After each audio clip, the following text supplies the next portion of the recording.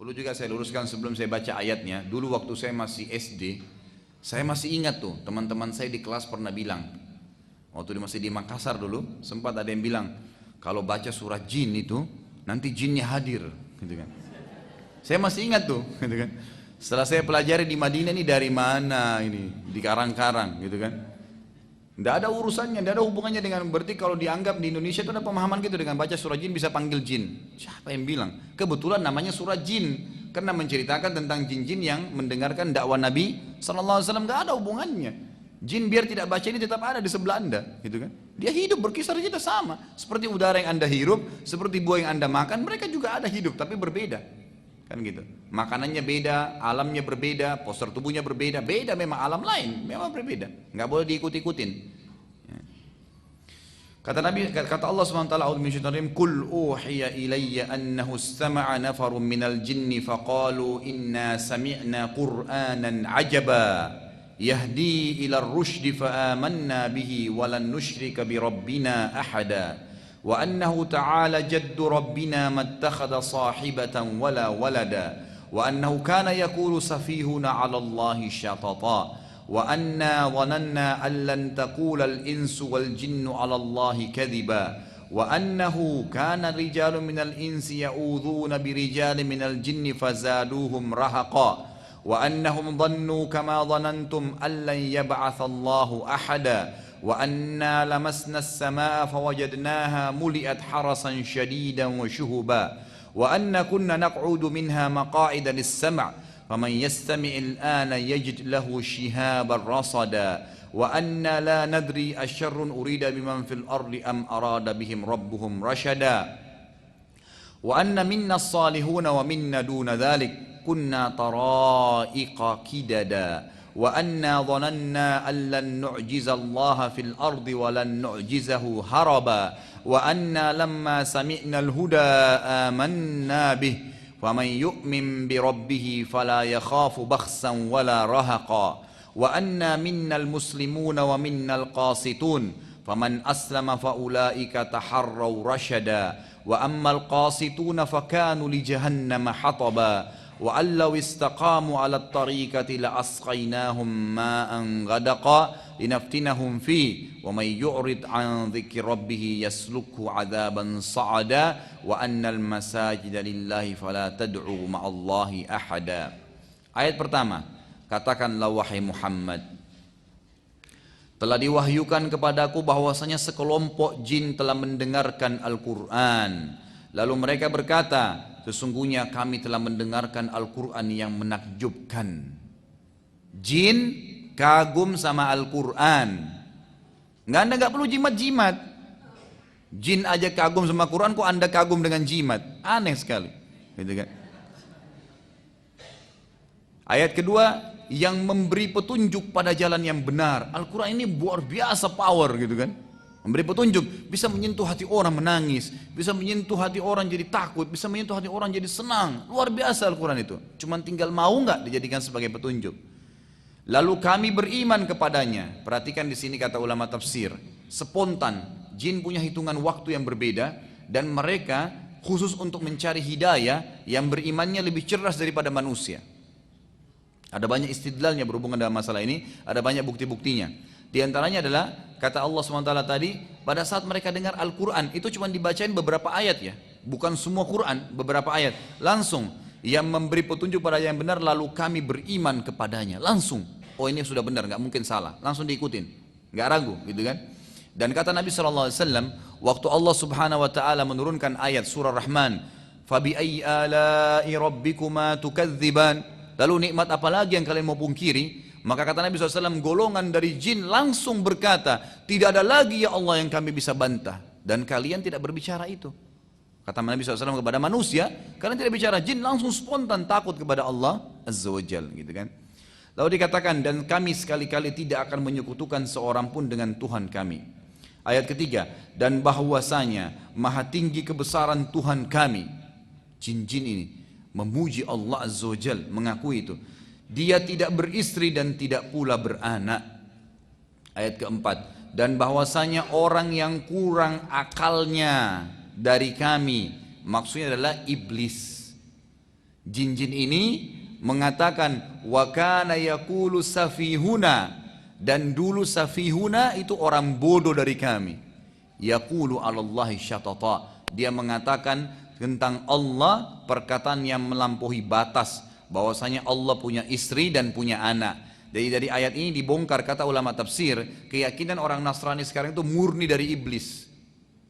Bahwasanya ya Allah punya istri dan punya anak. Sebagian sekte Nasrani mengatakan tidak, bukan ayahnya Isa itu ya Allah, tapi tetap dia anak Tuhan. Bagaimana cara memahami ini? Kan tidak mungkin, tidak ketemu, tidak connect gitu. Maka ini kata di sini dibongkar oleh para jin, dulu yang nyebarin berita itu adalah iblis, dan itu orang bodoh dari kami. Jin yang berkata tentang iblis. Anehnya masih ada orang mau ikuti iblis, jin aja tolak dia gitu kan. Makanya nanti ada juga hadis yang menjelaskan tentang masalah hari kiamat, tanda-tanda hari kiamat itu Dajjal keluar, gitu kan? Itu sebelum dia keluar, kaum muslimin akan melakukan atau akan terjadi peperangan besar dengan orang Nasrani, namanya kata Nabi SAW Malhamah Kubra, peperangan besar antara muslim dengan Nasrani, besar-besaran, perang salib. Dan sampai sekarang orang-orang Nasrani itu mengangkat itu, bahwasanya nanti akan ada terjadi perang salib besar-besaran.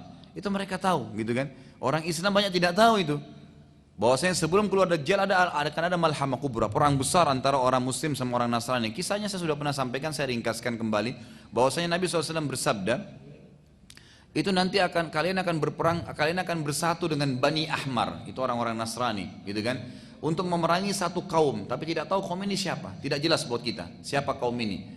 Lalu kalian akan memenangkan peperangan, gitu kan. Ada sebagian ulama hadis mengatakan kemungkinan adalah orang-orang komunis, mungkin ateis, pokoknya orang-orang yang kacau balau pemahamannya. Lalu bersatulah dunia untuk memerangi, muslimin juga. Waktu semua pasukan sudah pulang ke negaranya masing-masing, termasuk ke Syam. Di Syam ini yang sekarang ada Syria, Damaskus ya, ibu kotanya. Dan juga ada negara-negara lain, ada Lebanon, ada Yordania, dan ada Palestina. 4 negara namanya Syam. Waktu pasukan muslimin kembali sana ada dengan pasukan Nasrani dari Syam, maka mereka mengibarkan, orang-orang Nasrani mengibarkan bendera salib sambil mengatakan kami yang memenangkan peperangan. Maka satu orang muslim mengatakan kami juga termasuk punya andil.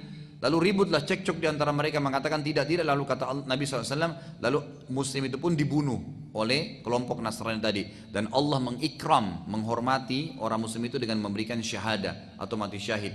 Kemudian hari kedua berkumpullah sekelompok pasukan Islam yang juga bertekad untuk memerangi atau berlawan pasukan Nasrani tadi, lalu Allah ikram mereka, dihormati lagi dengan mati syahid. Hari ketiga juga begitu, sampai hari keempat baru bersatulah seluruh umat Islam dari seluruh dunia, dan kalian akan berkumpul di Syam, lalu terjadilah peperangan besar-besaran tadi. Itu nanti kaum Nasrani akan dipimpin dengan 80 bendera. Sebagian ulama hadis mengatakan bisa 80 negara bersatu, perang besar-besaran seluruh dunia. Dan kalian akan memenangkan peperangan sampai kalian tiba di Rum. Rum ini, ya kata ulama hadis, bukan mustahil sekarang Vatikan atau tempat-tempat markasnya Nasrani. Sampai ke sana, begitu sampai ke sana, gitu kan? Kata Nabi SAW, ini hadis sudah dibongkar sama kita sebenarnya, gitu kan? Kata Nabi SAW, nanti iblis sudah ketakutan karena sudah sampai ke markas Nasrani. Keyakinan yang dia sebarkan Isa anak Tuhan akan hancur. Itu kan keyakinan dia. Dan dia sangat senang sekarang karena ada miliaran orang yang mengikuti keyakinan dia. Kan orang Nasrani sekarang hampir 2 miliar jumlahnya, gitu kan? Itu semua mengikuti pemahamannya dia yang salah, bisa masuk neraka gara-gara itu. Dia sudah terancam, maka lalu iblis menjelma menjadi manusia dan berkata kepada kaum muslimin, pulanglah ke rumah kalian karena Dajjal sudah keluar. Pada saat itu seluruh umat Islam sudah faham. Dajjal kalau keluar, Nabi SAW mengatakan, kalau Dajjal keluar di satu lokasi, carilah tempat lain. Carilah tempat lain. Larilah, selamatkan. Dan jangan seseorang dari kalian berkata, iman saya kuat, saya akan lawan. Gak bisa. Maka bisa saja dia jadi pengikutnya, kata Nabi SAW. Gitu kan? Jadi kita disuruh menghindar. Tapi kalau kalian bertemu dengan Dajjal di satu tempat, maka kokohlah dengan iman kalian. Gitu kan? Banyak tuturan Nabi SAW, orang mukmin akan melihat di kepalanya dahinya tertulis kafara, kufur. Lalu Dajjal adalah Tuhan kalian tidak buta, dan Dajjal buta mata kanannya. Jadi karena Dajjal mengaku sebagai Tuhan, gitu kan? Lalu kalau kalian bertemu dengan Dajjal, di tangan kanannya ada api, di tangan kirinya ada air. Kalau kalian sedang ditangkap oleh dia untuk dihukum, maka pilihlah yang di tangan kanannya api, karena itu adalah angin yang dingin. Pejamkan mata kalian, baca bismillah, kemudian biarkan dimasukkan ke dalam apinya Dajjal. Itu adalah air yang dingin. Dajjal memiliki ya gunung-gunung makanan yang banyak dia bawa, gitu kan? Yang banyak dia bawa, dan setiap wilayah yang dia lewatin kalau tidak beriman dia Tuhan akan jadi miskin. Kebunannya akan gugur, akan rusak, peternakannya akan mati, akan rusak, dan yang beriman pada dia akan subur semua. Fitnah, gitu kan? Fitnah akan terjadi. Tapi jadi inti bahasan kita adalah pada saat iblis menjelma menjadi manusia mengingatkan dari pasukan muslimin bahwasanya Dajjal sudah keluar di rumah-rumah kalian, gitu kan? Karena dia tidak mau pemahaman ini ya terbatalkan sampai situ. Maka pada saat pasukan muslimin pulang ke rumah masing-masing, ternyata Dajjal belum keluar. Dan pada saat itulah kata Nabi SAW, Dajjal malah keluar. Dajjal malah keluar. Baik, ayat kelima, dan sesungguhnya kami mengira, ya, kata jin-jin ini, bahwa manusia dan jin sekali-kali tidak akan mengatakan kepada Allah perkataan yang dusta. Kata ulama tafsir yang dimaksud adalah, jadi jin-jin ini mereka masih polos, mereka nggak tahu. Jadi pada saat iblis mengatakan Allah itu punya anak, punya istri, gitu kan? Seperti perkataan yang tersebar di Nasrani, banyak jin-jin tahu, oh iya mungkin ya, mungkin karena iblis lebih tahu, mereka jadi ikut. Maka yang terjadi jin-jin ini mengatakan, dan sungguhnya kami mengira, kami nggak sangka kalau iblis berani bohong dengan Allah, bahwa manusia dan jin sekali-kali tidak akan mengatakan perkataan dusta kepada Allah. Ternyata masih ada yang bohong dusta pada Allah, gitu. Ayat ke-6, dan bahwasanya ada beberapa orang laki-laki di antara manusia yang meminta perlindungan kepada beberapa laki-laki dari jin, maka jin-jin itu menambah bagi mereka dosa dan kesalahan. Sebagian sebab turunnya ayat ke-6 dan ayat ke-7 ini, ternyata Bapak Ibu sekalian, orang-orang Arab dulu, tradisinya mereka, tradisi orang-orang kafir Quraisy itu mereka kalau lagi dalam perjalanan, kemudian nginap di sebuah tempat, kalau dulu kan lembah ya, di padang pasir lembah, itu tidak ada angin, tidak ada apa nih, tiba-tiba saja pimpinan mereka setiap kali singgah di satu tempat keluarin makanannya setengah, lalu dia pergi ke tengah-tengah lembah, dia bilang, wahai penjaga lembah, gitu kan, ini setengah bekal kami, ambillah, jangan ganggu kami. Apa yang terjadi? Maka kata Allah SWT, fazaduhum rahaqa, jin-jin yang ada di situ tambah sombong. Nah ini kesempatan nih, makin disesatin, makin dibuat takut-takut. Makanya saya bilang itu hari, jangan pernah takut kecuali kepada Allah Subhanahu wa ta'ala. Allah pencipta semuanya, nggak perlu takut. Manusia sebesar apapun raksasa depan anda, sekuat apapun dia, kalau dia zalim, dia salah, anda sama Allah, walaupun anda kecil, anda akan dimenangkan oleh Allah Azza wa Jalla. Allah punya cara itu. Makanya Allah SWT buktikan pada saat Daud ya, itu sedang berperang melawan Jalut, mati Jalut besar, berapa kali lipat lebih besar daripada badannya Daud alaihissalam, tapi mati di tangannya Daud alaihissalam. Itu kan Allah SWT buktikan itu. Lalu dikatakan di sini, maka jin-jin itu menambahkan bagi mereka dosa dan kesalahan. Ayat ketujuhnya, dan sesungguhnya mereka jin menyangka sebagaimana persangkaan kalian wahai orang-orang kafir Mekah, bahwasanya Allah tidak akan mengutus lagi seorang rasul. Ayat ke-8, dan sesungguhnya kami mencoba mengetahui rahasia langit. Ini yang saya katakan tadi, susun-susun tuh, mau dengar gitu kan. Maka kami mendapatinya penuh dengan penjagaan yang kuat dan panah-panah api. Ke-9, dan sesungguhnya dahulu kami dapat menduduki beberapa tempat di langit untuk mendengarkan berita-beritanya. Tetapi sekarang barang sampai mencoba mendengarkannya, tentu akan menjumpai panah api yang mengintai dan membakarnya. Ayat ke-10, dan sesungguhnya kami tidak mengetahui dengan adanya penjagaan itu, apakah keburukan yang dikehendaki oleh Allah di bumi, atau memang Allah menginginkan bagi mereka kebaikan. Jadi sudah nggak ada lagi informasi, sudah nggak bisa tahu, tinggal sesuai dengan takdirnya Allah. Sampai sebagian ulama mengatakan termasuk malaikat-malaikat ada yang di langit itu nggak tahu lusa terjadi apa. Allah instruksikan per hari, mereka tidak tahu sama sekali. Apalagi ada manusia yang mengaku tahu gaib, itu luar biasa. Dan ulama sudah sepakat mengatakan semua orang yang kerjasama sama jin itu bisa satu benar, 1000 salah. Kadang-kadang begitu, seperti orang main judi kan, satu kali dapat, biarpun 1000 kali dia kalah, tetap dia ingat yang satu itu. Syaitan hiasi, yang dia dapat untung 10 juta, dia lupa yang dia keluarin 1 miliar gitu kan. Syaitan hiasi itu, kebodohan gitu kan. Sekali dia sholat tahajud pernah, lalu dia pegang terus, dia lupa 1 tahun sudah nggak sholat tahajud, bangga dengan itu. Ya kadang-kadang godaan syaitan begitu ya. Saya kadang-kadang temuin di pengajian, saya sampaikan, jangan sampai kalau mau iman kita bertambah itu nyari orang yang lebih buruk.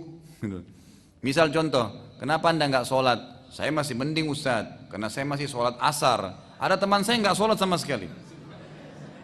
Patokannya orang yang lebih buruk. Jadi akhirnya dia merasa dirinya lebih baik. Itu syaitan hias itu. Mestinya kan, oh iya saya belum sholat, saya masih baru asar. Mestinya saya seperti teman saya yang 5 waktu sholat. Ya mestinya gitu. Syaitan buat kita bangga dengan amal kita itu.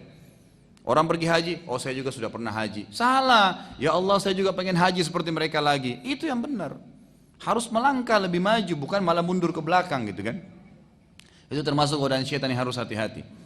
Lalu poin atau ayat ke-11, dan sesungguhnya di antara kami ada orang-orang yang saleh. Ini adalah jin-jin muslim tadi, jin mukmin yang tidak akan kerja sama manusia. Dan ada pula yang tidak demikian halnya, fasik ya, dan kafir. Kami menempuh jalan yang berbeda-beda seperti manusia. Dan di sini ulama tafsir mengatakan ayat-ayat surah jin sudah cukup sebenarnya bagi setiap manusia sampai situ. Jangan lagi dalami alam jin, nggak perlu. Bagaimana mereka menikah, mereka tinggal di mana, seperti apa kehidupannya, nggak perlu kita dalamin itu. Cukup kita tahu ada makhluk namanya jin, seperti selesai. Ada makhluk namanya manusia, namanya malaikat, udah selesai. Kalau ada informasi sampai kepada kita, kita imanin. Kalau tidak ada, jangan dikorek-korek, nggak perlu. Karena Anda sendiri butuh program saat harian yang sangat padat. Ya kan gitu. Saya pernah bahasakan, masih ingat kan? Kalau bangun subuh ada bangun, kita harus baca doa. Bangun tidur. Kemudian sholat fajr, sunatul fajr, 2 rakaat sebelum subuh. Sholat subuh lagi. Ini antara azan dan iqamah ya. Kemudian sholat subuhnya. Habis sholat subuh tidak ada ba'diyah tapi ada zikir pagi. Istirahat sebentar, duha. Sebentar lagi istirahat, duhur, qabliyah duhur, duhurnya ba'diyah duhur. Istirahat sebentar, asar, qabliyah asar, asar dengan zikir sore, tidak ada ba'diyah asar. Sebentar istirahat, maghrib, qabliyah maghrib, maghribnya ba'diyah maghrib. Istirahat sebentar, isya, qabliyah isya, isya ba'diyah isya. Sebentar istirahat, tahajud dan sholat witir. Ada waktu main-main nggak? Udah nggak ada. Sekali kita lalai itu bablas hilang tuh, kan gitu. Anda kalau tadi malam nggak sholat tahajud, biar nangis darah nggak bakal kembali, kan gitu. Nggak mungkin bisa terulang itu. Makanya syaitan mau keluarin kita dari program, nggak bisa. Kita saya sendiri sudah repot gitu kan. Anda coba yang perhatikan yang sudah biasa jaga zikir pagi sore. Pernah nggak rutin nggak pernah ketinggalan? Nggak bisa. Kita masih kadang-kadang lewat kebablasan. Syaitan bisikin tuh sebentar di jalanan bisa, sebentar di sini bisa, supaya kita lalai gitu kan. Tinggalin. Apalagi yang tidak pernah zikir sama sekali. Itu bagaimana caranya? Program Anda sudah padat dari Allah. Jangan sibukkan diri lagi dengan alam jin dan alam-alam yang lain, gitu kan? Sudah selesai. Kita akan dihisab oleh Allah. Nomor 12 ayat 12, dan sesungguhnya kami mengetahui bahwasanya kami sekali-kali tidak dapat melepaskan diri dari kekuasaan Allah. Perhatikan, ayat ini luar biasa. Para jin berkata, dan sesungguhnya kami mengetahui bahwasanya kami sekali-kali tidak akan dapat melepaskan diri dari kekuasaan Allah di bumi, di muka bumi, dan kami tidak bisa lari darinya. Hanya dengan bacain ayat Quran, jinnya bisa mati tuh kalau lagi di ruqyah. Kepanasan teriak-teriak jinnya, gitu kan? Saya berapa kali ruqyah orang teriak-teriak, padahal yang kita baca cuma ayat gitu. Kita nggak tahu bagaimana Allah Azza wa Jalla membakar dia. Sampai ulama sepakat mengatakan kalau dibacain terus ayat bisa mati dia kebakaran, kepanasan. Makanya dia kesakitan gitu kan. Itu kuasa Allah Subhanahu wa taala. Jadi minta kepada Allah bukan kepada jin. Allah yang Maha Kuasa. Ayat 13, dan sungguhnya kami tak kalah mendengar petunjuk Al-Qur'an. Kami beriman kepadanya spontan. Barang siapa beriman kepada Tuhannya, maka ia tidak akan takut akan pengurangan pahala dan tidak takut pula akan penambahan dosa juga kesalahan. Ayat 14, dan sungguhnya di antara kami ada orang-orang yang taat dan ada orang-orang pula yang menyimpang dari kebenaran. Barang siapa yang taat, maka sungguhnya mereka itu telah memilih jalan yang lurus. Ayat 15, adapun orang-orang yang menyimpang dari kebenaran, maka mereka menjadi kayu bakarnya neraka jahanam. Wa na'udzubillah. Ayat ke-16, dan bahwasanya bila mereka berada pada jalan yang lurus tersebut, agama Islam, mentaati apa yang diajarkan Nabi SAW, benar-benar kata Allah, kami akan memberi mereka air minum yang segar dan rezeki yang banyak. Kata di sini air minum yang segar, kata para ulama tafsir, di dunia dan di akhirat akan minum dari sungai yang ada di surga. Ayat 17, dan kami coba mereka pada jalan yang lurus tadi. Akan ada cobaan-cobaan yang datang untuk meningkatkan kualitas iman kita, gitu kan? Karena cobaan kalau datang akan Allah menyuruh, kalau Allah sedang menguji anda pada satu cobaan, berarti Allah mau anda dobrak, keluar, cari jalan keluar dari masalah itu. Jangan malah bilang, ya Allah, Allah uji saya diam aja di rumah, enggak. Tiba-tiba ban motornya pecah, tantangan tuh, apa yang saya harus kerjain? Cari tambalan ban. Alhamdulillah, mungkin Allah memang ingin mengampuni dosa saya dengan ini. Mungkin sudah ajalnya ban saya, sudah, gitu kan. Jadi nggak ada masalah. Karena saya sudah katakan tuh hari semua punya ajal. Semua punya batas waktu, bukan cuma kita mati.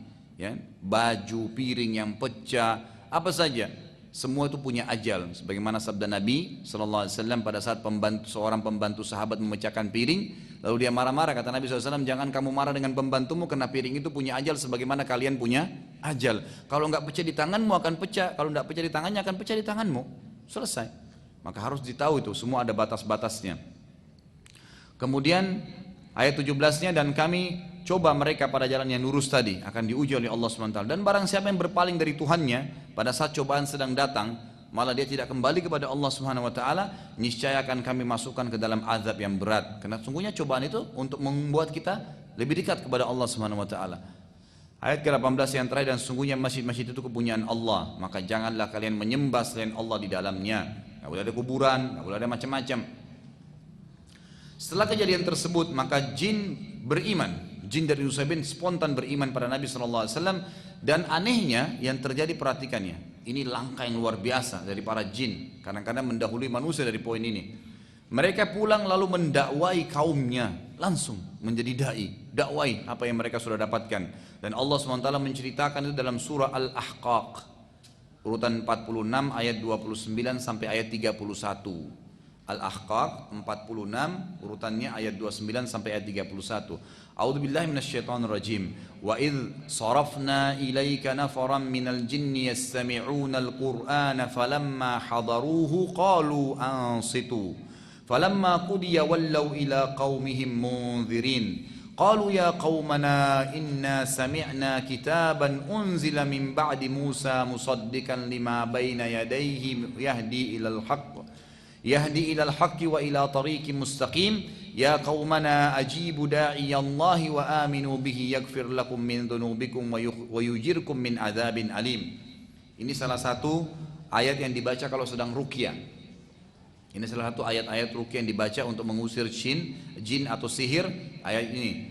Kata Allah SWT dalam Al-Ahqaq ya, ayat 29, dan ingatlah ketika kami hadapkan serombongan jin kepadamu wahai Muhammad yang mendengarkan Al-Quran. Allah lah yang membuat mereka datang.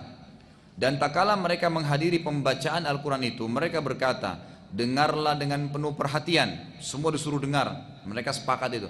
Setelah mendengar bacaan Muhai Muhammad, mereka pun kembali ke kaumnya untuk memberikan peringatan. Langsung berdakwah, menyampaikan itu. Ayat ke-30 mereka berkata, hai kaum kami, sesungguhnya kami telah mendengarkan kitab Al-Quran yang diturunkan setelah Musa, yang membenarkan kitab-kitab sebelumnya dan menuntun ke kebenaran dan jalan yang lurus. Ayat 31, hai kaum kami, terimalah seruhan orang yang menyeru kepada Allah dan berimanlah kepadanya. Seruhan siapa? Nabi Muhammad SAW. Kalau sudah dikatakan qala Rasulullah SAW, selesai, kan gitu. Patuh. Itu tuntunan dari Allah SWT.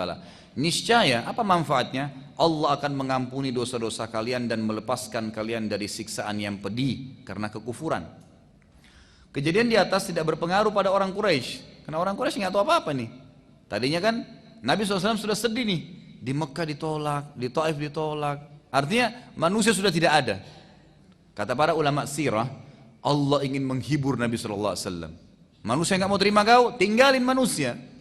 Ini saya utus lagi yang lain, jin datang kepada kamu, gitu kan. Lebih banyak kelompok yang lain, gitu kan. Kejadian di atas tidak berpengaruh pada orang Quraisy karena mereka tidak beriman. Dan kebenaran terus bersaing dengan kebatilan tentu. Rasulullah SAW akhirnya memerintahkan sahabatnya, bagi yang mau hijrah ke negeri Habasyah, silahkan, atau ke Afrika, dengan menyeberangi Laut Merah. Karena di sana terdapat raja yang adil dan tidak ada kezaliman pada pemerintahannya. Ia adalah raja yang berjulukan Najasyi. Najasyi ini julukan bagi raja-raja Ethiopia pada saat itu, termasuk kerajaan Nasrani yang besar di sana gitu. Yang nantinya Najasyi ini akan masuk Islam di tangan seorang sahabat yang mulia adalah Ja'far bin Abi Thalib radhiyallahu anhu, seorang tokoh sahabat yang luar biasa, saudara kandungnya Ali radhiyallahu anhu yang mati syahid di perang Mu'tah melawan Romawi nanti. Walaupun Najasyi beragama Nasrani, tapi Nabi SAW sangat tahu berita dari wahyu bahwasanya orang ini adalah orang yang mengikuti Injil, dan dia memang belum pernah dengar, Nabi Muhammad SAW belum dengar, tapi Nabi tahu dengan dari wahyu, orang ini kalau tahu Muhammad SAW diutus dia akan beriman. Itulah Najasyi. Karena memang dia seorang pendeta dan seorang raja pada saat itu, dan dia sangat tahu, bahwasanya akan keluar nabi terakhir nanti. Sebagaimana kita tahu nanti kalau ketemu dengan Ja'far bin Abi Thalib, nanti dia akan masuk Islam. Keadilan Najasyi yang membuat Rasulullah SAW selalu dengan wahyu ilahiyah memilih Habasyah, ya, tentu sesuai dengan tuntunan wahyu ilahiyah, memilih Habasyah atau Ethiopia untuk pengamanan Islam dan penganutnya yang telah terzalimi di Mekah. Padahal itu jauh ya, dia harus menyeberangi Laut Merah. Kalau Anda lihat di peta itu, Mekah di sini lewat Laut Merah itu baru turun ke Afrika gitu kan. Laut Merah lah ini yang tempatnya Fir'aun ditenggelamkan oleh Allah Azza wa Jalla. Jadi Mesir ada di atas, Mesir itu masuk di Afrika, di bawahnya berentetan sampai ke Ethiopia gitu. Ethiopia ini dulu kerajaan besar. Para sahabat setelah tiba di Habasyah, mereka dapat sambutan yang baik dari Najasyi sebagai tamu, tetapi tanpa menanyakan agama mereka.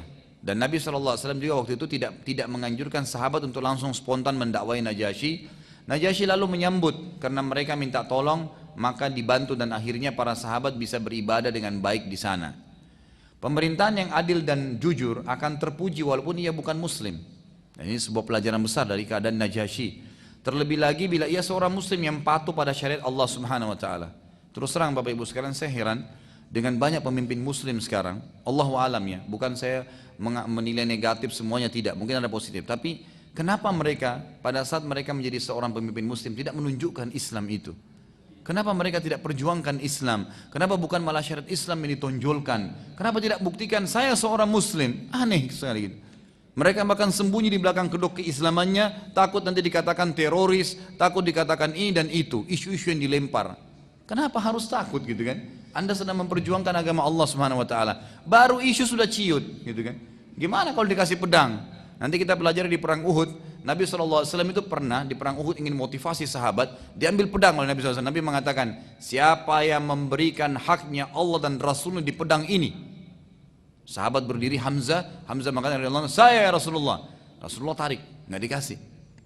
Datang lagi sahabat yang kedua, Ali radhiyallahu anhu, saya ya Rasulullah, mau diambil. Nabi SAW tarik. Nabi bilang lagi, siapa yang memberikan haknya Allah dan Rasulnya di pedang ini? Lalu satu orang lagi berdiri, ya, namanya Zubair bin Awam radhiyallahu anhu, berdiri, saya ya Rasulullah, mau ambil. Nabi SAW tarik.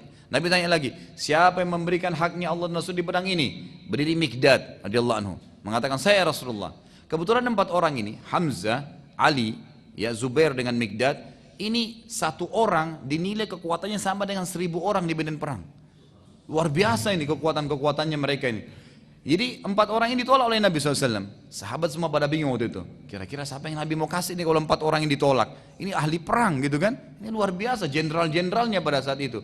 Lalu Nabi SAW ulangi lagi, siapa yang mau memberikan haknya Allah dan Rasulnya di pedang ini? Ada seorang sahabat namanya Syammah radhiyallahu anhu. Ini dikenal dengan Abu Dujana. Syammah bin Harith radhiyallahu anhu ini berdiri. Lalu beliau mengatakan, ya Rasulullah, apa haknya Allah dan Rasulnya? Nabi kan tadi tanya, siapa yang memberikan hak? Mau jawab dulu. Dia tanya lagi, ya Rasulullah, apa haknya Allah dan Rasulnya? Kata Nabi SAW, engkau mengambil pedang ini dan engkau hantam ke musuhmu sampai bengkok. Langsung Abu Dujana mengatakan, saya Rasulullah ambil. Diambillah sama Abu Dujana gitu kan. Nabi SAW memotivasi mereka. Di saat kita sedang berperang, ada saatnya kita tegas. Pada saat kita tidak berperang, memang tidak. Ya, jangan ditarik ini bahwasanya kalau tidak lagi berperang kita juga boleh ribut dengan tetangga, tidak. Kan gitu. Tapi kalau lagi berperang beda, tunjukkan ketegasan untuk membela agama Allah Subhanahu wa taala. Lalu Abu Dujana ngambil kain warna merah ditaruh di dadanya sambil pegang pedang itu, lalu dia keliling-keliling di depan pasukan. Lalu kata Nabi SAW, jalan yang seperti ini Allah murkahi kecuali di keadaan seperti ini. Maksudnya di medan perang. Kalau dalam kota muslim jalan sombong itu nggak boleh, haram. Allah SWT larang. Itu sahabat berani menyambut gitu loh pada saat diberikan seperti ini. Kita sekarang baru dengan isu sedikit teroris sudah kendor, nggak berani. Ada yang jilbabnya tiba-tiba berubah dari besar jadi kecil. Bapak-bapak pakai baju koko ganti jadi pakai kemeja sama dasi. Kenapa? Baru isu kan gitu. Kalau Anda dibunuh juga di jalan Allah itu Anda mati syahid dan orang tua pasti mati juga semua, gitu kan? Kenapa harus takut gitu? Baik.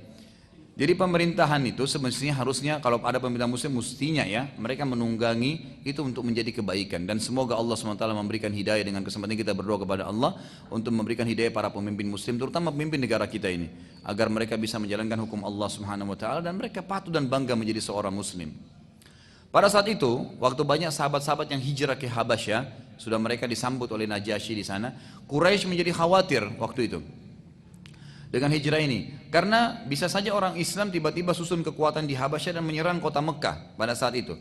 Oleh karena itu Quraisy mengutus 2 orang untuk menemui Najasyi agar muslimin kembali ke Mekah. Kedua utusan ini terkenal sekali, Abdullah bin Abi Rabi'ah dan Amr bin As. Nanti 2 orang ini juga masuk Islam, gitu kan? Tapi sebelum mereka masuk Islam, Amr bin As ini terkenal, jenderalnya Umar bin Khattab nanti yang menembus kota Mesir dan Afrika itu adalah Amr bin As radhiyallahu anhu, gitu kan? Tapi ini belum masuk Islam. Justru Quraisy utus kedua ini karena cerdasnya akal mereka. Tujuannya ke sana untuk menarik kembali sahabat-sahabat Nabi yang hijrah ke sana untuk kembali ke Mekah, untuk disiksa lagi gitu. Mereka punya tugas mengembalikan muslimin ke Mekah dengan alasan muslimin adalah kaum mereka dan sedang melarikan diri. Quraisy telah mempersiapkan pertemuan dengan Najasyi dengan berbagai macam hadiah, terutama pakaian yang terbuat dari kulit yang dibeli dari negeri Yaman yang sangat digemari oleh Najasyi dan juga penduduk Habasyah.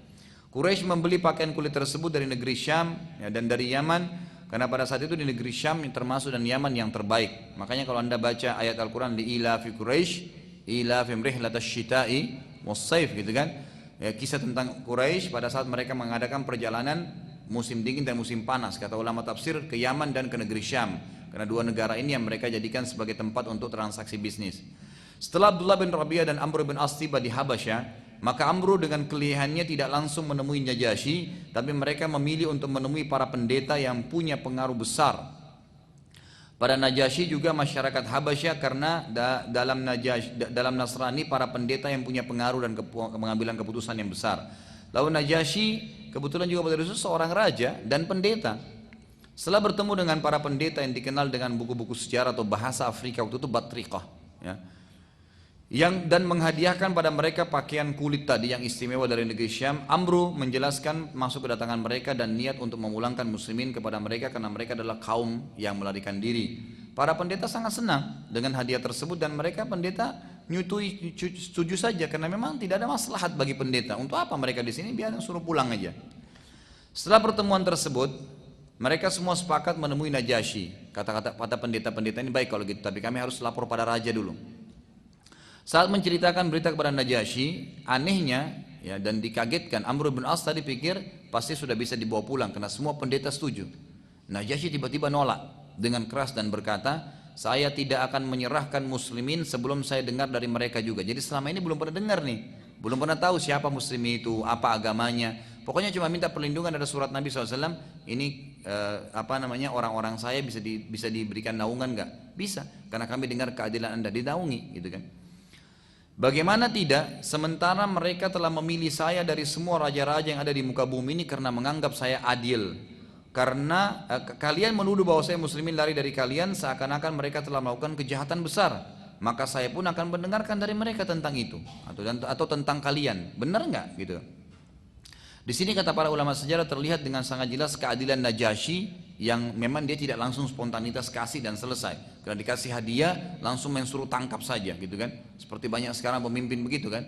Dikasih hadiah selesai gitu kan. Atau pimpinan-pimpinan instansi yang sangat murah imannya dibeli dengan sebuah kunci mobil, sebuah bidang tanah atau uang ditransfer ke deposit banknya, kemudian tiba-tiba langsung memperjualkan agama Allah Subhanahu wa taala. Ini kendor sekali, ya, memperjualkan akhiratnya untuk dunianya gitu. Najasyi dengan keadilannya tidak gitu. Dan Nabi SAW sudah mengatakan dalam hadisnya sebelum sahabat berangkat, sungguh di Habasyah, di Ethiopia terdapat raja yang tidak terzalimi siapapun dalam pemerintahannya. Maka Rasulullah SAW sangat menginginkan waktu itu Rasulullah SAW sangat mengingatkan tentang keadilan dalam Islam, sebagaimana sabda beliau, bila datang kepadamu seseorang yang matanya buta sebelah, maka jangan kamu membenarkannya sebelum engkau melihat siapa yang sedang dia tuduh. Mungkin yang dituduh dua-dua matanya sudah buta. Di sini keadilan artinya kalau ada yang ngeluh sama kita, saya dipukul sama ini, saya di ini, jangan langsung iyakan dulu. Baik, mana orang yang kamu tuduh? Ini dipanggil, lihat dulu. Kata Nabi SAW, mungkin ini matanya buta satu, itu sudah 2 matanya buta. Jadi nggak boleh kita sembarangan, disuruh adil dalam Islam sampai seperti itu. Berbeda dengan sebagian pemimpin sekarang, saya katakan, yang jauh dari keadilan murni. Hanya dengan sedikit laporan saja ia langsung mengambil keputusan tanpa memastikan mana yang benar dan mana yang salah. Terlebih lagi dengan sogokan yang diharamkan oleh Nabi SAW dengan urusan dunia yang sebentar. Najasyi lalu memanggil kaum muslimin waktu itu yang dipimpin oleh Ja'far bin Abi Talib. Kebetulan dia adalah misanan Nabi Muhammad SAW dan saudara kandung Ali radhiyallahu anhu.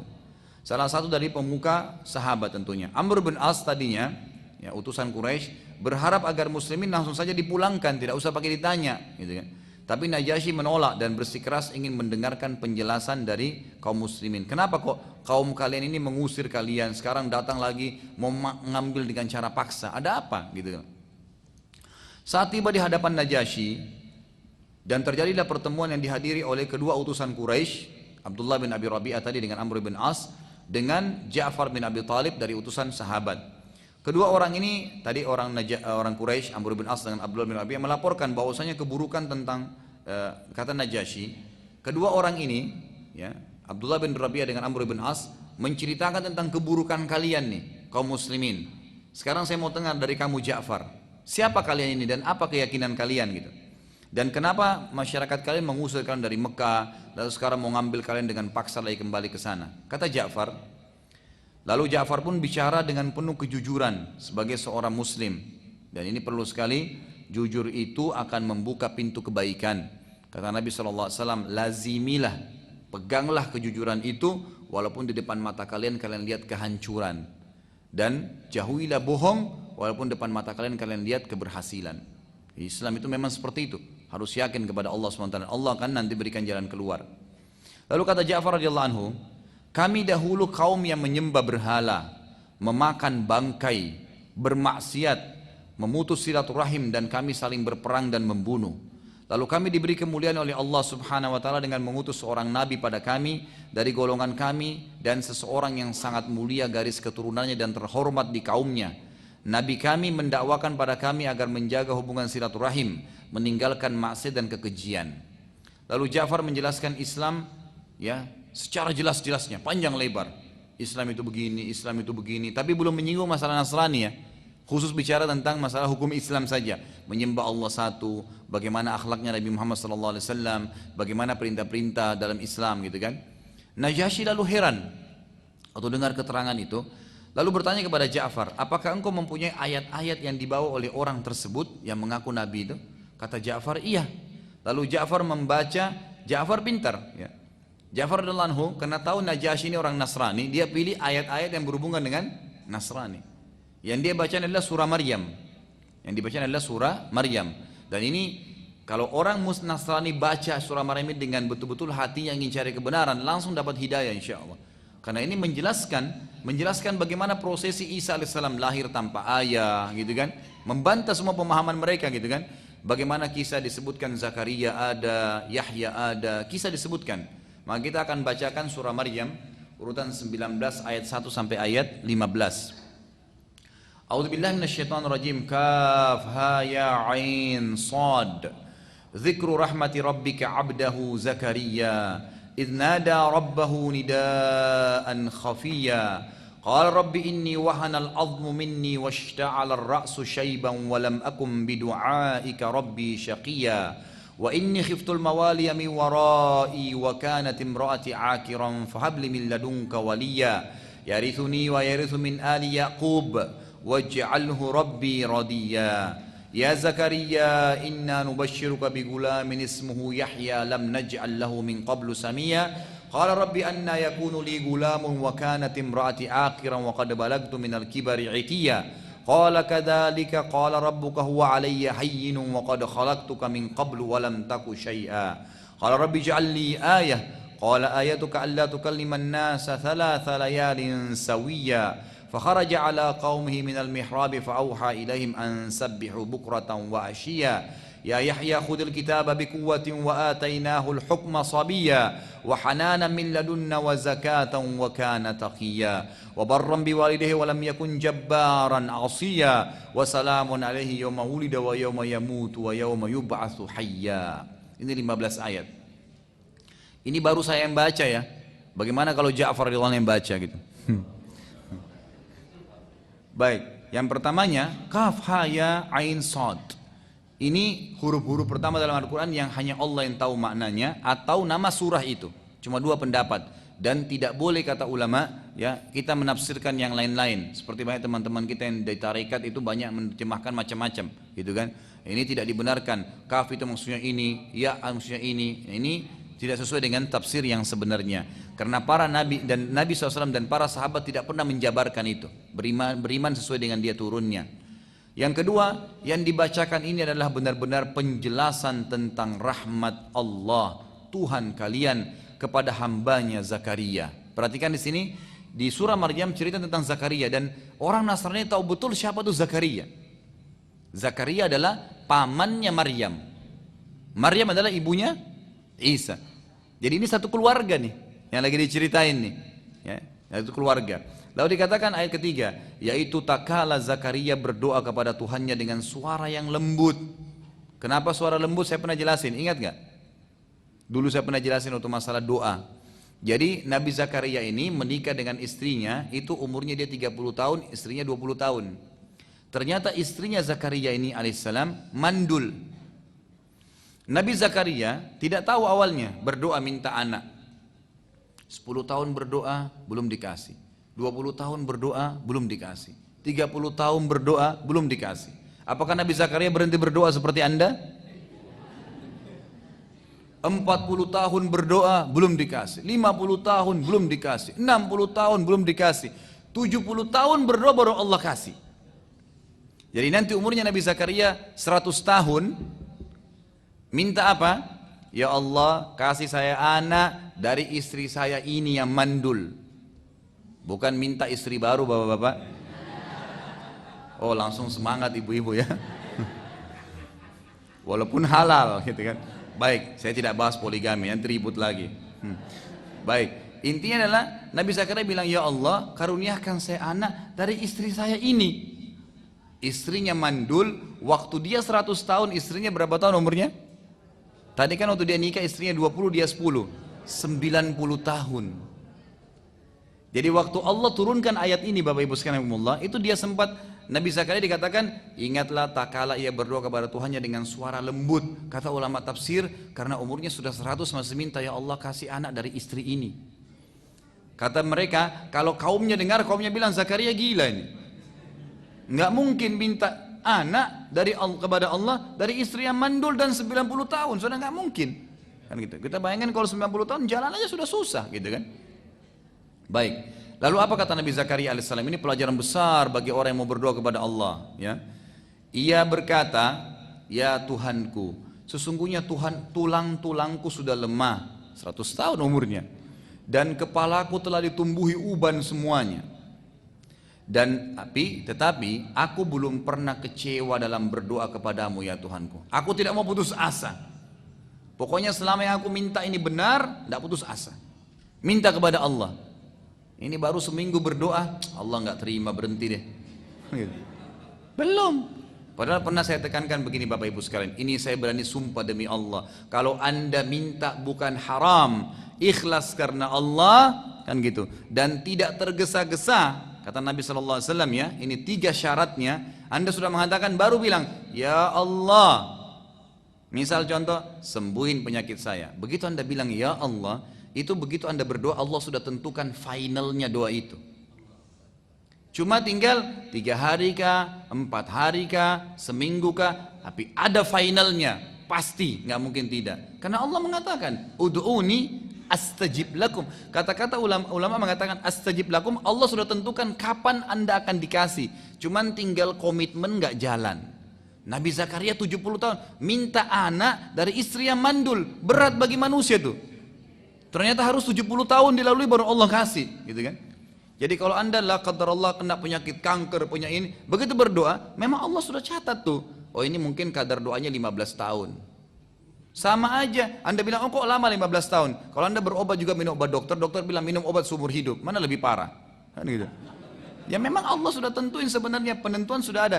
Nah kalau Anda sabar, tetap komitmen berdoa, tetap khusyuk, tetap minta, nanti akan ada finalnya, gitu kan? Paling jauh Anda mati. Kan kalau mati tidak ada lagi penyakitnya kan? Sudah aman, sudah di akhirat gitu kan. Dan kalau kita lalui masa cobaan ini ada pahalanya, nggak ada yang sia-sia loh. Anda kalau ajukan proposal ke gubernur atau wali kota, itu lagi antri, nunggu, nggak dapat apa-apa. Dapat duit nggak? Enggak. Tapi kalau Anda lagi ngantri terima doa, itu dapat pahala tuh. Sementara ngantri itu dapat pahala. Ngantri aja. Apalagi kalau sudah sampai. Anda sabar berdoa kan ada titik finalnya. Kan gitu. Biasanya kita nggak sabar. Mungkin tinggal sehari lagi berdoa Allah terima, tapi kita berhenti. Dapat pahala tapi nggak dapat target. Perhatikan ya. Jadi ini penting. Setiap Anda sudah ngangkat proposal doa kepada Allah, selama bukan minta yang haram, tidak ada makanan dan minuman dan pakaian yang haram di tubuh kita, kan gitu. Kemudian tidak tergesa-gesa dalam mengucapin jawabannya, maka insya Allah akan diterima oleh Allah Subhanahu Wa Taala. Sebagaimana sabda Nabi Sallallahu Alaihi Wasallam, ada orang yang rambutnya berantakan, bajunya kotor, hidupnya susah sekali, tidak pakai sendal, lalu angkat tangan ke langit mengatakan, ya Allah, bagaimana Allah bisa kasih makanannya haram, minumannya haram, pakaiannya haram, tidak bisa ditolak oleh Allah Subhanahu Wa Taala. Kemudian yang masalah tergesa-gesa, kata Nabi SAW, yustajabu li ahadikum ma lam ya'jal.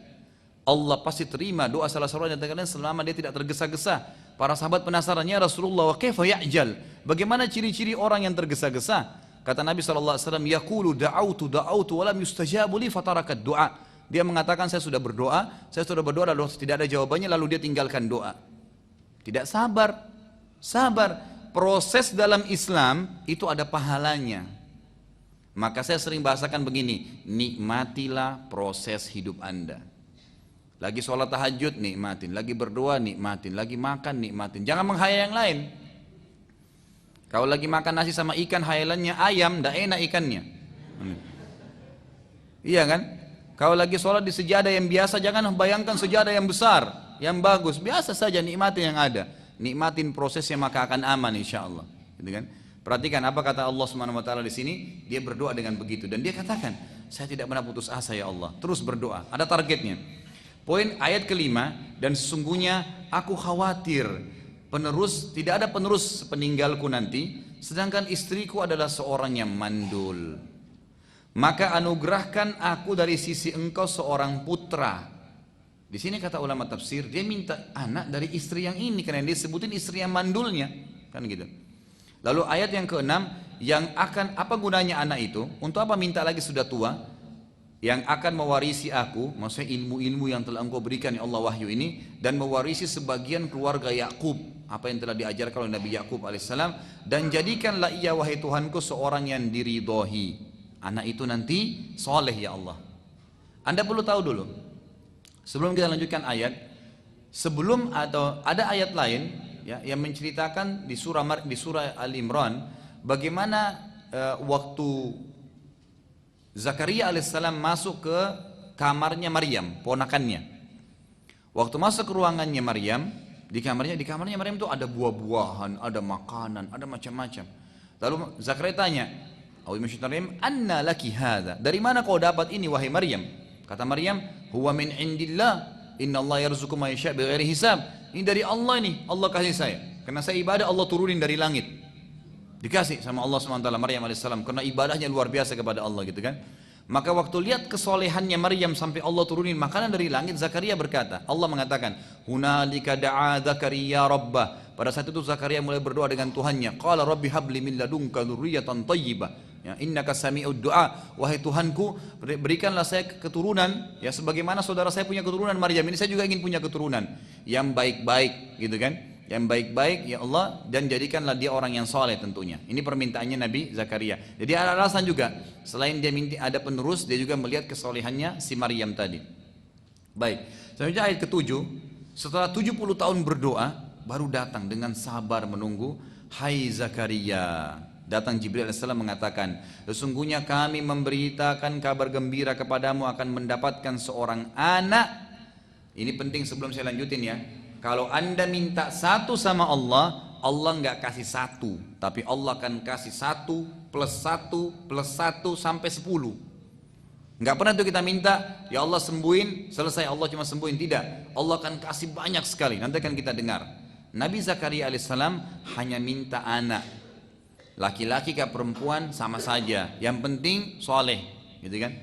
Lalu di sini dikatakan, sungguh kami sampaikan berita gembira kepadamu hai Zakaria, akan datangnya seorang anak laki-laki dipilihkan oleh Allah dan bernama Yahya. Allah kasih nama dari langit, kan gitu. Yang sebelumnya kami belum pernah menciptakan orang yang serupa dengan dia. Belum ada orang secara fisik seperti dia dan belum pernah ada orang bernama Yahya, baru dia, nama dari langit, gitu kan.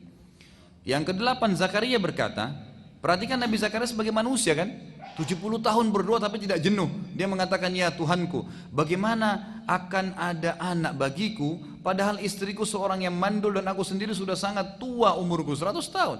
Dia sendiri kaget. Lalu Tuhan berkata atau berfirman, Allah SWT berfirman melalui Jibril AS, demikianlah Tuhanmu telah menyeru wahai Zakaria, hal itu sangat mudah bagiku. Gampang kalau cuma orang tua mau dikasih hamil sama Allah, gampang. Perempuan semua bisa hamil tanpa suami, bisa kalau Allah mau. Allah bisa hancurin kita semua, Allah ciptakan makhluk lain bisa. Apalagi kalau cuma sekedar membuat istrimu hamil, hai Zakaria, dalam kondisi mandul, itu kecil gitu. Dan sesungguhnya aku telah menciptakan kamu sebelum itu, padahal kamu dari sesuatu yang tidak ada. Kamu sendiri Zakaria dari sperma ayahmu, dari sel telur ibu menjadi manusia. Dan itu tidak ada, gitu kan? Sama, bisa juga. Ayat 10, Zakaria berkata, ya Tuhanku, karena senangnya dia mengatakan, berikan aku tanda-tanda. Maksudnya begitu istriku hamil, nggak usah ada ngidam-ngidamnya, gitu kan? Jadi begitu dia hamil hari pertama, saya udah tahu, berarti dia lagi hamil. Jadi tidak usah tunggu tanda-tanda perutnya besar atau dia ngidam, gitu kan? Tuhan Allah SWT berfirman, tanda bagimu ialah tiba-tiba kamu tidak bisa bercakap-cakap dengan manusia selama 3 hari. Tiba-tiba hilang suaramu, nggak bisa ngomong. Kalau lagi dari Nabi Zakaria ngomong, tiba-tiba hilang suaranya, berarti mulai hari itu sudah hamil, gitu kan? Padahal kamu dalam keadaan sehat. Ayat ke-11, maka ia pun keluar dari mihrabnya, menuju kepada kaumnya, lalu memberi isyarat kepada mereka, hendaklah kamu bertasbih kepada Allah di malam dan siang hari. Kata ulama tafsir, karena beliau suaranya hilang pada saat itu, maka beliau menyampaikan kepada kaumnya, ya, akan hilang suara saya, gitu kan? Dan kalau hilang, maka sibukkan diri dengan ibadah kepada Allah, gitu. Kemudian ayat 12, hai Yahya, sudah selesai lahir, gitu kan? Lalu Allah SWT mengatakan kepada Yahya, ambillah Alkitab atau Taurat itu dengan sungguh-sungguh, dan kami berikan kepadanya hikmah selagi dia masih kanak-kanak, dan rasa belas kasihan, ayat 13-nya, tadi ayat 12 ya, yang mendalam dari sisi kami dan kesucian dari dosa, dan ia adalah seorang yang bertakwa. Ayat 14, dan seorang yang berbakti kepada kedua orang tuanya, dan bukanlah ia seorang yang sombong lagi durhaka. Ayat ke-15, kesejahteraan atas dirinya pada hari ia dilahirkan dan pada hari ia meninggal dan pada hari ia dibangkitkan nantinya. Baik, Bapak Ibu sekalian, kita tidak sedang bahas tafsir, karena kalau bahas tafsir ini panjang saya bahas ini. Jadi kita kembali ke sirah, gitu kan? Lanjutnya nanti Anda bisa baca di tafsirnya tentang bagaimana kisah Nabi Zakaria alaihissalam. Dan itu ada bahasan sendiri. Anda boleh cari, bisa beli DVD saya, ada judulnya Dahsyatnya Doa. Itu saya sudah bahas panjang lebar tentang ayat ini dan dikuatkan dengan ayat-ayat lain lagi. Ya, bagaimana Allah Subhanahu wa taala ya memberikan pelajaran kepada kita dari Zakaria alaihissalam yang tidak pernah bosan dalam berdoa, dan akhirnya Allah berikan target yang dia inginkan. Begitu pula dengan kisah nabi-nabi lain. Ya, ada nabi-nabi lain, ada Nabi Yunus, ya, ada nabi-nabi yang lain yang sudah saya angkat dalam DVD itu. Baik, setelah mendengarkan ayat-ayat di atas, kembali kepada kisah Najasyi sekarang. Dengan seksama dia dengarkan, maka Najasyi bertambah heran karena kisah Nabi Zakaria dan Yahya alaihissalam ini sangat jelas di dalam Injil, gitu kan? Kok bisa orang dari Mekah ini bisa tahu siapa ini dari Ja'far? Mekah itu pada saat itu kalau kita ini seperti satu kota terpencil di Irian. Kalau dibandingkan dengan dunia waktu itu, Mekah itu nggak ada orang yang lirik. Cuman karena musim haji mereka pergi. Karena nggak ada sesuatu, nggak ada apa di sini kan. Kalau nggak ada zam-zam mungkin nggak bisa orang hidup. Nggak ada tumbuh-tumbuhan, kering gitu kan. Sekarang baru mulai ada pohon-pohonan, tapi dulu memang tidak ada, gitu kan. Sangat gersang. Lalu dikatakan keduanya, Nabi Zakaria dan Nabi Yahya itu hidup sezaman dengan Nabi Isa alaihissalam. Dan semua ini tidak ada satupun orang-orang Arab yang tahu tentang itu. Najasyi lalu berkata, demi Allah, sungguh yang telah engkau ucapkan ini telah keluar dari sumber yang satu dengan Isa alaihissalam. Najasyi akhirnya berkata, demi Allah, saya tidak akan menyerahkan kalian pada siapapun. Lalu Najasyi mengusir Abdullah bin Abi Rabi'ah dan Amr bin As, suruh pergi. Tapi waktu itu Najasyi belum masuk Islam ya, belum masuk Islam. Dia cuman kaget aja kenapa bisa ada ayat seperti ini, tapi belum masuk Islam. Lalu Amr bin As karena tidak puas diusir oleh Najasyi, lalu ia berpikir, akhirnya dia meminta kepada para pendeta untuk mengatur pertemuan lagi kedua kali dengan Najasyi dan ingin menyampaikan bahwasanya umat Islam yang sedang dia bela itu mencaci maki Isa, gitu loh. Jadi ternyata surah Maryam waktu turun di Mekah, dan ini surah Makkiyah memang, itu orang-orang Quraisy sudah diperdengarkan oleh Nabi Shallallahu Alaihi Wasallam. Amr bin As ini termasuk orang yang tahu ayat-ayat ini, gitu kan? Maka mendengar bahwasanya waktu orang-orang pendeta tadi mendengar Amr bin As bilang muslimin mencaci maki Nabi Isa, mereka semua penasaran, marah. Lalu mereka mengatur lagi pertemuan dengan Najasyi. Mendengar bahwasanya muslimin mencela Isa alaihissalam dari Amr bin As, maka para pendeta segera menemui Najasyi lalu meminta agar muslimin disidang di majlis kerajaan. Lalu Najasyi mengundang kembali muslimin dan bertanya lagi pada mereka, apa yang kalian katakan tentang Isa? Karena Amr bin As bilang, coba suruh tanya apa yang mereka bilang tentang Isa. Isa itu siapa di mata orang Islam? Sekali lagi perhatikan ya, kejujuran dalam menyampaikan sesuatu, membela kebenaran walaupun di depan kita itu orang yang punya keyakinan yang berbeda dengan kita, gitu kan? Tapi kita sampaikan kebenaran, jangan ragu. Ja'far bin Abi Thalib radhiyallahu anhu adalah sahabat yang sedang numpang di Ethiopia di istananya raja. Dan waktu itu orang-orang Nasrani lagi mengatakan Isa anak Tuhan, termasuk Najasyi. Tapi perhatikan apa di sini. Waktu ditanya apa pendapat Anda tentang Isa, sekali lagi kejujuran dan adalah sebuah keselamatan. Walaupun akidah berbeda dengan Nasrani, tapi harus dijelaskan tanpa disembunyi-sembunyi. Maka Ja'far radhiyallahu anhu kemudian membacakan lanjutan ayat tadi. Tadi kan sampai ayat 15 nih. Ja'far tadi pilih ayat ini sengaja nih, surah ini supaya lebih jelas tentang Nasrani. Sekarang lanjutin ayat 16 sampai ayat 36. Bunyi a'udzubillahi minasyaitonir rajim, wadhkur fil kitabi Maryam idzin tabadat min ahliha makanan syarqiyya fattakhadat min dunihim hijaban fa arsalna ilaiha ruhana fatamassala laha basharan sawiyya qalat inni a'udzu birrahmani minka in kunta taqiyya qala innama ana rasulu rabbiki li ahaba laki gulaman zakiyya qalat anna yakunu li gulamun wa lam yamsasni basharun wa lam aku bagiyya qala kadzalika qala rabbuka huwa alayya hayyin wa linaj'alahu ayatan lin-nasi wa rahmatan minna wa kana amran maqdiya فحملته فانتبذت به مكانا قصيا فأجاءها المخاض إلى جذع النخلة قالت يا ليتني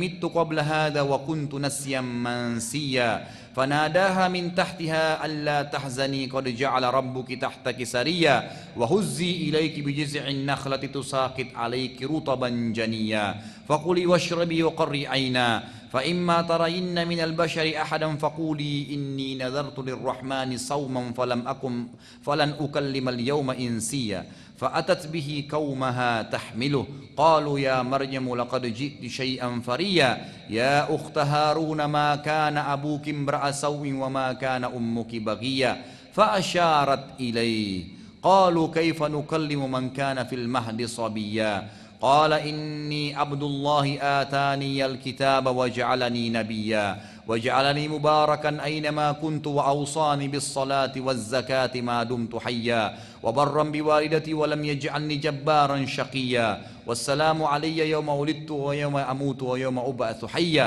ذلك عيسى ابن مريم قول الحق الذي فيه يمترون ما كان لله أن يتخذ من ولد سبحانه إذا قضى أمرا فإنما يقول له كن فيكون وإن الله ربي وربكم فاعبدوه هذا صراط مستقيم. Di sini kita baca terjemahannya insyaallah, tapi sebelumnya Ja'far bin Abi Thalib sangat cerdas. Beliau tidak bilang begini, Isa itu menurut kami begini-begini, tidak. Dia bacain ayat. Ini ya Najasyi, saya lanjutin ayat yang saya jelasin kemarin. Jadi ini Allah yang berfirman. Najasyi jadi dengar, gitu kan? Bukan perkataan dia. Ayat 16-nya.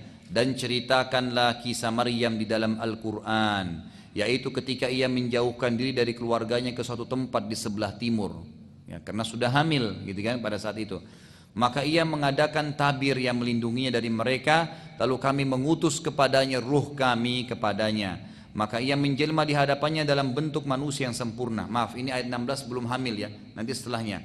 Ayat ke-18-nya, Maryam berkata, pada saat tiba-tiba di mihrabnya, di tempat sholatnya dia, tiba-tiba ada manusia datang, sosok manusia, Jibril menjelma menjadi manusia. Lalu Maryam berkata, ini bukti kesuciannya ya, begitu ada di ruangannya langsung dia katakan, sesungguhnya aku berlindung darimu kepada Tuhan yang maha pemurah, jika kamu benar-benar orang yang bertakwa, kalau kau takut sama Allah, kau tidak akan ganggu saya. Jibril berkata, ayat 19, sesungguhnya aku adalah utusan Tuhanmu untuk memberimu seorang anak laki-laki yang suci. Ayat 20, Maryam berkata, bagaimana akan ada bagiku seorang anak laki-laki sedang tidak pernah ada seorang manusia pun menyentuhku dan aku bukan seorang pezina. Perhatikan di sini. Jadi Allah berfirman nih menceritakan kisah Maryam, gitu kan? Dia bertemu dengan Jibril sampai nanti hamil, sampai melahirkan. Jadi di sini ini orang Nasrani tidak tahu poin ini nih. Ini keyakinan yang benar. Lalu ayat 21, Jibril berkata, demikianlah Tuhanmu telah berfirman, wahai Maryam, hal itu adalah mudah bagiku, dan agar dapat kami menjadikannya, si Isa nanti yang lahir itu, suatu tanda bagi manusia dan sebagai rahmat dari kami, dan hal itu adalah suatu perkara yang sudah diputuskan. Ayat 22, maka Maryam mengandungnya, lalu ia menyisihkan diri dengan kandungannya itu ke tempat yang jauh. Ayat 23, maka rasa sakit akan melahirkan anak memaksa ia bersandar pada pangkal pohon kurma. Dia berkata, aduhai alangkah baiknya aku mati sebelum ini dan aku menjadi barang yang tidak berarti karena sulitnya menghadapi melahirkan tadi dan tidak ada yang bantu nih, gitu kan? Lalu aku dilupakan, lebih baik aku tidak jadi manusia dan aku dilupakan. Lalu ayat 24, maka Jibril menyuruh kepadanya dari tempat yang rendah. Kata ulama tafsir, di dekatnya dia, Jibril turun lagi lalu berkata, janganlah kamu sedih wahai Maryam, sesungguhnya Tuhanmu telah menjadikan anak sungai di bawahmu. Kata ulama tafsir maksudnya adalah ada air, jadi mata air keluar dekatnya Maryam alaihissalam yang suci, yang bersih, yang belum bisa minum. Jadi nggak perlu berdiri, gitu kan? Ayat 25, dan goyangkanlah pangkal pohon kurma itu ke arahmu, niscaya pohon itu akan menggugurkan buah kurma yang masak kepadamu. Sentuh aja batang pohonnya, jatuh semua kurmanya. Dan ini ulama sebagian mengatakan dari medis muslim ya, bahwasanya kurma sangat baik terutama bagi ibu yang hamil dan mempercepat untuk melahirkan, gitu kan? Ini karena di sini Maryam alaihissalam disuruh memakan kurma oleh Allah Subhanahu wa taala pada saat dia mau melahirkan sendirian, tidak dibantu oleh orang, gitu kan? Lalu dikatakan ayat 26, maka makanlah, minumlah dan senangkanlah hati kamu. Jika kamu melihat seorang manusia maka katakan, sesungguhnya aku telah bernazar berpuasa untuk Tuhan yang Maha Pemurah. Maksudnya aku tidak mau jawab sekarang. Nanti setelah melahirkan, maka aku tidak akan berbicara pada manusia pun pada hari ini. Ayat 27, maka Maryam membawa anak itu setelah melahirkan, digendong dibawa ke kaumnya. Dengan menggendongnya, kaumnya lalu berkata, hai Maryam, sesungguhnya kamu telah melakukan sesuatu yang amat mungkar. Bagaimana bisa kau punya anak belum menikah? Gitu kan? Ayat 28, hai saudara perempuan Harun. Maksudnya Nabi Harun nih. Tentu antara Maryam dengan Harun jauh ya. Karena Maryam ini adalah ibunya Isa. Antara Isa dengan Musa jauh sekali jaraknya. Ya, itu bisa ratusan tahun gitu kan. Tapi di sini maksudnya adalah wahai saudaranya Harun, kata ulama tafsir, maksudnya hai orang yang mirip dengan Harun dari kesolehannya. Itu maksudnya. Dikatakan ayahmu sekali-kali bukan seorang yang jahat dan ibumu bukan juga seorang pezina. Bagaimana bisa kau lakukan ini gitu? Lalu dalam ayat 29 Maryam menunjuk kepada anak tersebut. Maka mereka berkata, bagaimana bisa kami mengajak bicara anak bayi yang sedang dalam buaian atau ayunan? Ayat 30 berkata Isa, sungguhnya aku adalah hamba Allah. Dia memberiku Alkitab, Injil, dan dia menjadikan aku seorang nabi. Sementara dia masih bayi ya. Ayat 31, dan dia menjadikan aku seorang yang diberkahi di mana saja aku berada. Dan dia memerintahkan kepada aku untuk mendirikan sholat, menunaikan zakat selama aku hidup. Ayat 32, dan berbakti kepada ibuku. Dan dia tidak menjadikan aku sebagai orang yang sombong lagi celaka. Ini perhatikan ya, Najasyi ini dengar terus nih ayat nih. Jadi bisa diperhatikan kalau kita di posisi Najasyi, dia Nasrani, lalu ayat ini menceritakan tentang hal yang berbeda, gitu kan? Dengan keyakinan dia selama ini gitu. Dan kesejahteraan semoga dilimpahkan kepadaku pada hari aku dilahirkan dan pada hari aku meninggal dan pada hari aku dibangkitkan nanti kembali. Ayat 34, Al-Quran mengatakan itulah Isa putra Maryam, bukan anaknya Allah, bukan anaknya siapapun. Karena orang-orang Nasrani sebagian yang mengatakan Isa bukan anak Tuhan, tapi dia orang pilihan, dia mengatakan Maryam menikah dengan seorang laki-laki bernama Yusuf, gitu kan? Tapi ini tidak benar, tidak ada riwayat sama sekali berhubungan dengan masalah itu. Lalu dikatakan itulah Isa ibnu Maryam yang mengatakan perkataan yang benar yang mereka berbantah-bantahan tentang kebenarannya. Maksudnya orang-orang sekarang sampai sekarang mengatakan Nasrani bilang anak Tuhan atau bukan ya, Maryam punya suami atau tidak ya, gitu kan. Jadi mereka masih bimbang. Ayat 35, tidak layak bagi Allah mempunyai anak. Maha suci dia, apabila dia ingin sesuatu Allah, maka dia cuma mengatakan jadilah, maka jadilah itu. Tidak butuh proses seperti Isa. Ayat 36, sesungguhnya Allah adalah Tuhanku dan Tuhan kalian, maka sembahlah dia oleh kalian semuanya.